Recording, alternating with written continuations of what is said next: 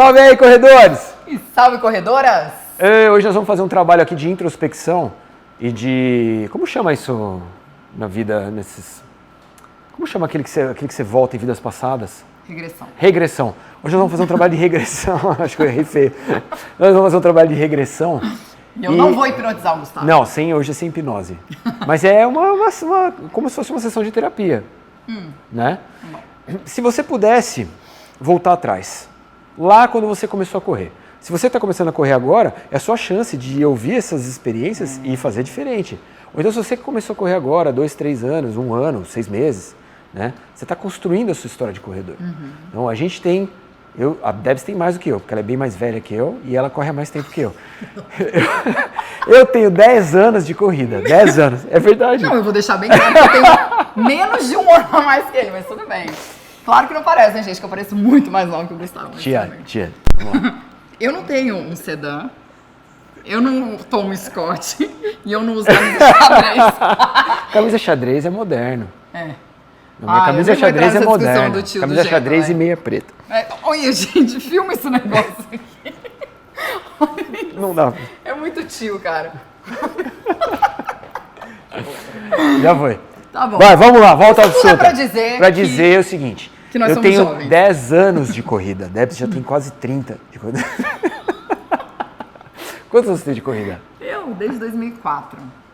Porra, então é isso mesmo. Você tem 15 anos de Não, corrida? isso mesmo, você sabe fazer conta? Meu Não, último não, nome estava com o Mon. A Debs tem 15 anos como 15 atleta anos. amadora de corrida e eu 10.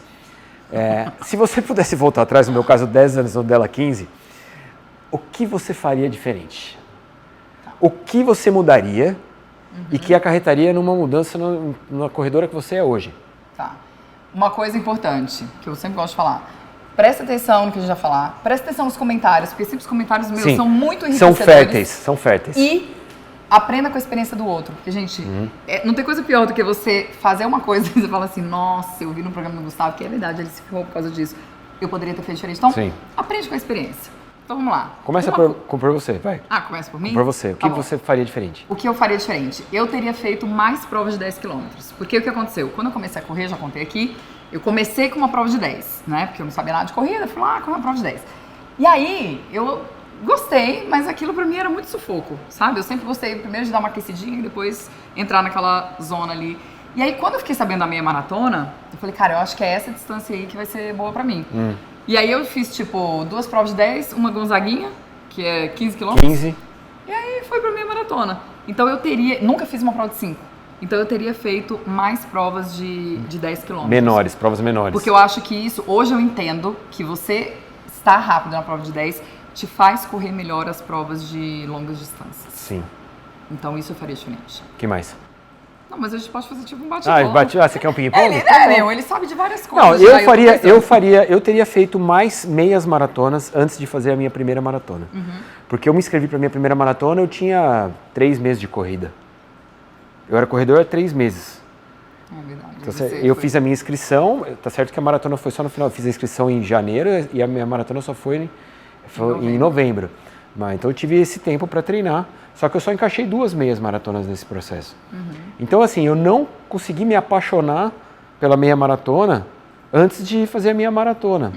E aí depois que você faz a maratona, você olha para a meia maratona com outros olhos, né? Sim. Né?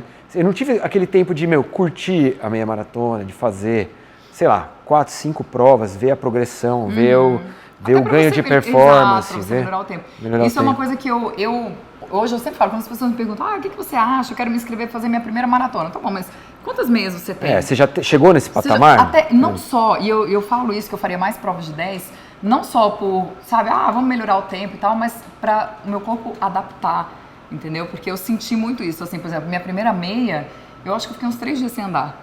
Sim, mas é porque o corpo não está habituado. Porque o corpo fisiologicamente ele não está adaptado para aquilo, né? Só que, é isso que você falou, você tá correndo 10, aí você faz uma meia, cara, você já muda a percepção para os 10. Todo mundo que faz sabe disso, né? Então assim, você já olha para a prova do circuito das estações com aquela cara assim. Você fala, já não vou mais fazer. E é muito bacana, e isso faz a gente, hoje, que nem em 2020, tá, beleza, eu quero fazer prova de 10. Faz a gente olhar de uma outra forma também, né? Então, fisiologicamente falando, eu faria. Eu fiz bastante meia antes de ir pra maratona, então disso eu não me arrependeria. E o que você se arrepende então? Essa é a sua vez do ping-pong. Tá bom, então eu me arrependo de só ter começado a respeitar a planilha há muito pouco tempo. Mas como assim? Você recebia a planilha e você tacava foda-se? Não, você eu recebia mais? a planilha, eu cumpria o que estava na planilha E em corria termos. mais? Não, em termos. Porque assim, vinha lá, por exemplo, sei lá, faz 12 tiros de 1000 para 4,30. Aí eu fazia 4,20. Porque eu falava, não, gente, eu preciso mostrar que eu faço melhor do que ele tá mandando fazer, entendeu? Aí eu fazia. E aí ele falava, corre 4 vezes por semana. Aí eu pensava assim, não, gente, 4 vezes por semana? Eu vou correr logo 6. E aí o que eu fazia? Não, ou seja, você não respeitava a planilha. Não, zero. mas eu respeitava o Não. treino que... por Isso que eu não é falei. respeitar a planilha. Não, em partes eu falei. Não, isso é desrespeitar a planilha. Não, cara, mas eu fazia o treino, tipo... Não, você 12 fazia o tiros de treino, 1000. mas no dia da planilha que tá escrito ali, descanso, que também é parte da sua planilha, Então, por você ia isso- lá e pau, e treinava. por isso, Então você em desrespeitava a planilha. Por isso em parte. E aí, gente, o que acontece é o seguinte, eu sou uma pessoa que eu tenho um problema muito sério. Eu odeio que mandem em mim, odeio. Você sabe que tem um termo pra isso que você fazia? Bernardar. O que é Bernardar? Bernardar. É o que o É o- Bernardo faz. O André já criou esse termo. Esse termo chama-se Nossa, Bernardar. eu vi esses dias o É. André nos stories dando uma Você é a conferência. maior Bernardona, cara. Você tá Não, eu Bernardando. era. Você tá Bernardando, não, eu pode. era. Aí até que eu entendi que eu preciso ter um treinador que realmente seja bravo. Entendeu? E aí eu achei essa pessoa. Sim. E ele, ele é muito bravo. Sério, ele é muito bravo. Agora ele tá, no final do ano ele tá bonzinho, mas ele é muito bravo. Tipo, ele, é foda, não é fácil. Esse treinador não é fácil. Mas ele é bravo porque quando você não respeita e quando você não quer respeitar. Então, assim, vários treinos. Quando eu comprei, por exemplo, o meu Vaporfly, eu falei, eu vou fazer um treino, mas, vamos ver se esse negócio, né, como que rende. E, tipo, eu tinha um treino pra 5,11 e eu fiz o treino pra 4,45. Aí ele escreveu pra mim lá, no Treino Pix, ele falou, que treino é esse? Eu falei, não, eu só queria testar o tênis. Ele falou, mas não era isso que eu fiz. Ele falou, vai lesionar, depois vai ficar falando que eu sou ruim, que eu te machuquei. Aí Ele fala. Ele fala. Então, eu teria respeitado mais, teria respeitado os descansos, porque eu acho que isso me fez ter muita lesão. Eu tive 6 fraturas por estresse sequenciais, assim. Então, eu ficava 6 meses correndo, 6 meses parada, 6 meses correndo, 6 meses... até uma hora que eu aprendi. Isso foi fruto da Bernardice. Foi fruto da Bernardice, então não posso nem culpar os treinadores, a culpa era minha mesmo, claro. a responsabilidade minha. E você? Bom, eu teria feito menos provas. É óbvio que assim, para eu alcançar essa mudança, eu não poderia apresentar um programa sobre corrida. O fato de eu ter corrido muitas provas está totalmente conectado ao programa. Mas eu teria feito menos provas, eu fiz muita prova na minha vida. Então, fazer muita prova me tirou a chance de treinar melhor, de ganhar performance, de conseguir evoluir dentro da corrida como eu gostaria. Durante muito tempo eu fiquei com a minha corrida estagnada por conta da quantidade de prova que eu tinha que fazer. E isso, cara, é muito louco isso, porque isso me traz um reflexo até físico. Não de lesão, nada. Graças a Deus eu tenho sorte de nunca ter tido as lesões típicas do corredor. Mas a minha musculatura mudou. As provas me deixaram mais forte. E mais forte significa menos magro, significa mais pesado, menos, né? mais pesado. Né? Então me tirou performance e me limitou a minha vida de corredor. E hoje não tenho o que fazer. Hoje, a dificuldade que eu tive no ano passado para perder 3 quilos foi assim brutal e é consequência da quantidade de prova que eu corri na vida.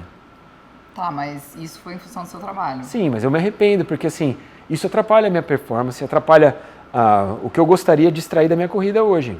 Né? É óbvio que, não me arrependo do programa de jeito nenhum. Mas assim, na minha vida de corredor, a gente está avaliando a vida do corredor. Então, na minha vida de corredor, eu adoraria ter feito menos provas. Tá. Bom, eu estava aqui pensando, né?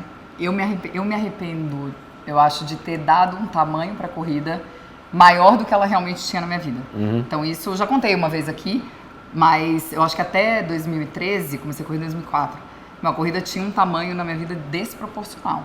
Então, assim, eu saía para correr, tipo, sei lá, 6 vezes por semana.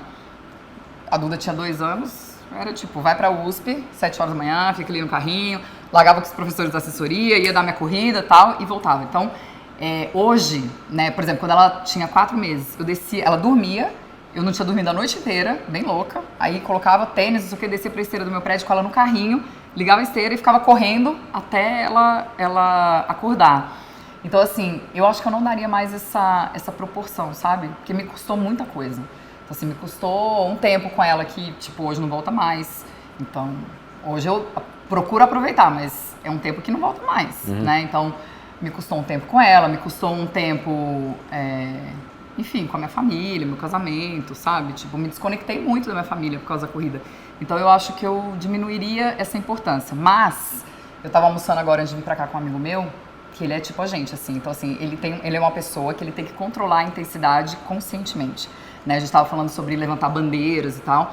E eu falei, toda vez eu falo, não vou levantar essa bandeira, não vou levantar essa bandeira. Aí quando eu me empolgo, aí eu levanto a bandeira. Entendeu? Então, tipo, cetogênica. Eu adoro cetogênica, não sei o quê. Aí quando eu resolvo sair da cetogênica, fica todo mundo falando, mas você não era cetogênica, entendeu? Uhum. E aí, essa questão da intensidade, eu acho que ela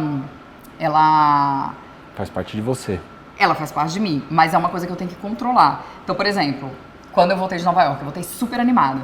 Eu já queria me inscrever em 200 maratonas, 450 meias, 300 provas de 10 km, porque eu voltei animada com o meu tempo, entendeu? Uhum. Só que essa intensidade é algo que eu tenho que controlar, porque na hora que eu começo a fazer isso, eu me desconecto de um outro lado que é importante, que é a minha família. Sim. Então esse é um movimento que eu percebo, que a corrida ela é tão importante na minha vida, que eu tenho que fazer esse movimento consciente de o tempo todo não deixar que ela ocupe um espaço maior do que o que ela realmente tem. Entendeu?